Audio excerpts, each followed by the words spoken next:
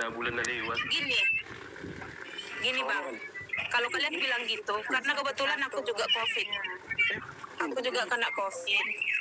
Terus ada beberapa orang juga dari keluarga aku yang kena COVID. Ada sampai yang meninggal gitu. Oh, Kalau kita bilang gini, kalau kita apa sih? agak emosi. Bang Put, suaramu kecil, dikuatkan. Lihat, Joko. PJ, Sonon, ada lari kan, sekitar aku kan. Ibu tuh rumah sakit kan. Terus, dan orang tuh 2 hari, mau tinggi mana Sony? Ah, terus, tangguh, karena betul. COVID nodong pala. bang suaramu kecil kali. Halo, Bigi halo. Udah kuat kak. Pagu gue jelas speaker haki kok. Di sono, karena orang narik keluarga dari dong aku, ona COVID mana kan, era udah nama, terus ibu mau terus aku sakit. Orang mau 2 hari sih, era inap kan 2 hari. So nih nggak mau aneh, khawatir borngin nih nggak mau ding, soalnya kan, terus penasaran manyon, ada abang ninyon namo tingon. Yang bahasa Sony setiap nomor sahin komate nona COVID di komate rumah sakit. Penasaran mah non mati kan ya ada ibu kus di mana dok plastik dok ini penasaran mah bang non ibu kan sudi tapi ngono aja itu butuhan arung tapi nona gue ada 2 hati anak jantung agak Gini Bang Putra, jangan kalian samakan semua rumah sakit. Nggak semua rumah sakit itu salah. Dan jangan pernah menyalahkan satu gara-gara satu rumah sakit. Semua rumah sakit disalahkan, semua dokter disalahkan.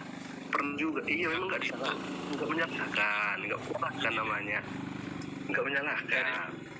Dari ini lah Citra. Awas kena pidana le.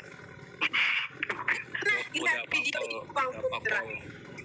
Aku pernah lihat video yang dibuka itu semua. Hati-hati berbicara kita di sini. Tolong. kayak gini dengar, Awas kena pidana ya, kena pasal. kena pasal, oh aja enggak, namanya juga berpendapat. Gini, lihat ya, apa namanya? Kan ada itu menteri itu yang bilang itu ya, kenapa setiap manusia, kenapa setiap orang sakit itu meninggal di rumah sakit? Coba searching di YouTube pun tadi mana itu, pasti ada yang bilang menteri itu. Ya, terus? Ada yang menteri ngomong kayak gitu. Ya, terus? Nanti kena COVID nangis le. Nah, bukan orang biasa aja yang ngomong gitu. Berarti kalau misalnya Bang Scarlett jangan dibawa ke rumah sakit, bawanya ke pasar, meninggalnya di pasar ntar.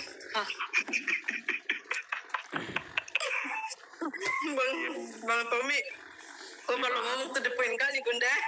Di pasar mau jualan ikan. Bukan, gini Bang Putra. Bang Put, jualan COVID. Ini loh, apa ya? Kalau kita nggak lihat langsung, terus kalau kita cuma dari mulut ke mulut, itu kita tidak boleh bersaksi. Kan aku kan mengutara. Iya. Kan bebas mengeluarkan pendapat. Iya tahu Bang Putra, cuman kan seperti yang ku bilang, kalau kita cuman tahu dari mulut ke mulut, tetap kita nggak boleh bersaksi, kecuali memang kita nanti kalau seandainya nih ada yang nuntut nih, punya saksi enggak, punya bukti enggak?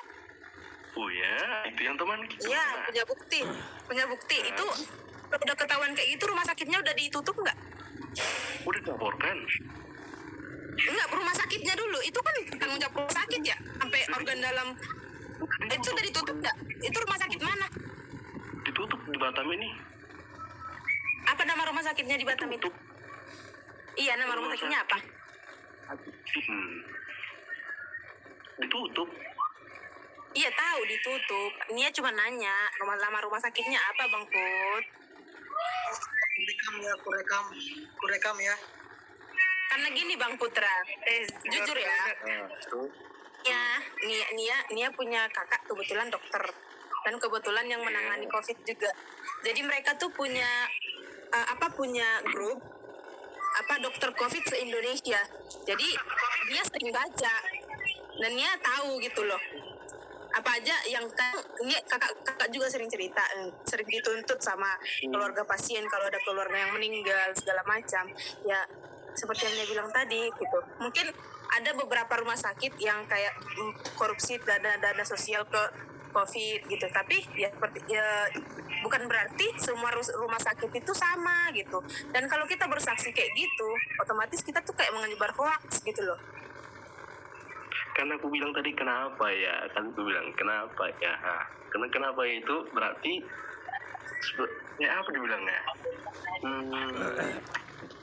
Gini, aku coba tengahin. Jadi gini, mungkin gini lah Putra.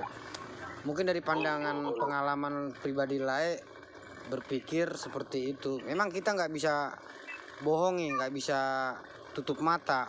Bukan rahasia publik lagi kalau dokter itu bermain, ya kan. Nah, ini dia negatif dipositifkan terus ya maaf bagian dalamnya diambil, mungkin ya dijual atau apa. Memang artinya kita harus berpikir luas gitu, jangan pada satu patokan.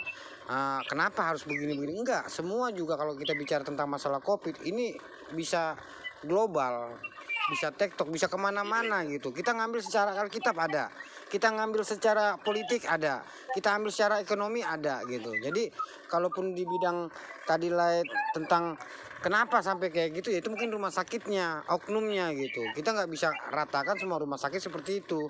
Karena memang pada dasarnya dokter-dokter sekarang aku bisa katakan 70% otaknya bisnis. Orang yang nggak sesar diwajibkan sesar. Orang yang sudah mati dalamnya diambil, ya itu kurasa oknum gitu. Jangan sama ratakan. Karena aku pribadi udah ngalamin hal-hal cerita seperti ini udah ada. Dan aku jujur, aku sendiri sebagai orang Nasrani, aku lebih baik ke rumah sakit Muslim yang menerima BPJS tapi mengakukan hak asasi manusia gitu. Karena aku udah nyaman gitu. Nama rumah sakitku Anissa tuh, Andra mungkin tahu. Dari aku segala penyakit istriku lahirkan di situ, bukan di Siloam. Yang notabene kita tahu rumah sakit ini punya aliran religius yang berbeda. Tapi aku lebih cenderung ke Anissa gitu. Jadi tergantung kalian lah untuk memilah gimana cari pintarnya kalian, bijaknya kalian, kemana sih lebih nyaman gitu. Jadi jangan menilai pada satu sisi gitu. Kurasa gitu aja sih. Biar nggak lebar gitu. Jangan karena kejadian yang kita alamin ini kita fokus kepada pikiran pendapat ini aja gitu. Jadi kita harus lihat juga gitu. Oh di tempat lain kayak gini, tempat lain kayak gini. Oke gitu aja. Oke, assalamualaikum. Oke, ada yang mau berak? Mau nambahin? Kamu matang yang ini. Apa? Ivan mau ngomong apa?